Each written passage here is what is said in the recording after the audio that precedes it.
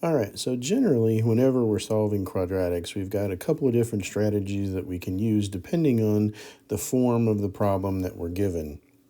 So if we're given something that's already expanded, so something that looks like ax squared plus bx plus c is equal to 0. So if we're given something like this, then what we'll want to use is the quadratic formula.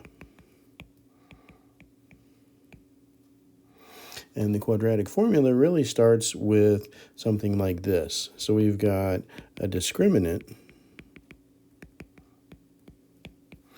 d, and that d is b squared minus 4ac.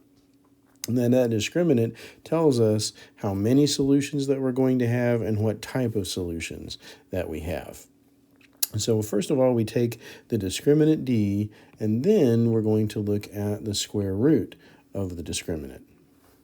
And from there, we actually calculate our solutions, or the roots, given as x is equal to a negative b plus the square root of the discriminant over 2a, and x is equal to negative b minus the square root of the discriminant over 2a. And so our quadratic formula, that's what we're going to actually use to solve kind of this first type of problem. So let's look at an example of doing just that.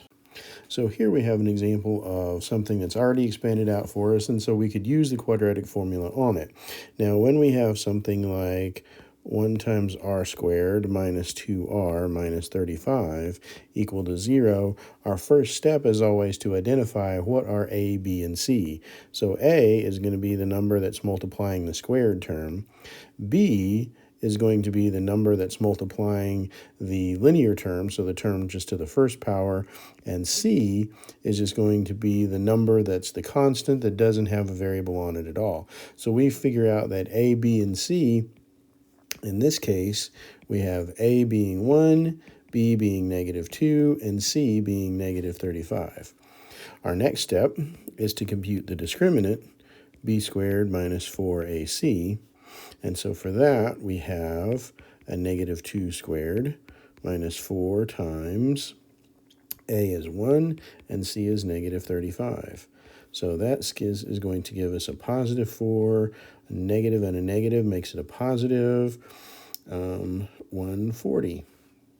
So that we've got a discriminant of 144. So now when we take the square root of that discriminant, we get the square root of 144, which is just going to be 12. So now we can compute our roots. So our roots, or the solutions, are just going to be given by r is equal to, so negative b plus the square root of d over 2a. So we get a negative of a negative 2 plus the square root of the discriminant, which was 12, over 2 times a, which was 1. So we're going to get negative of negative 2, so that's a positive 2, plus 12, I get 14 over 2, so one answer I have is 7. For the other answer, I have negative b minus the square root of d over 2a. And so that one looks like, again, a negative of a negative 2 minus 12 over 2 times 1.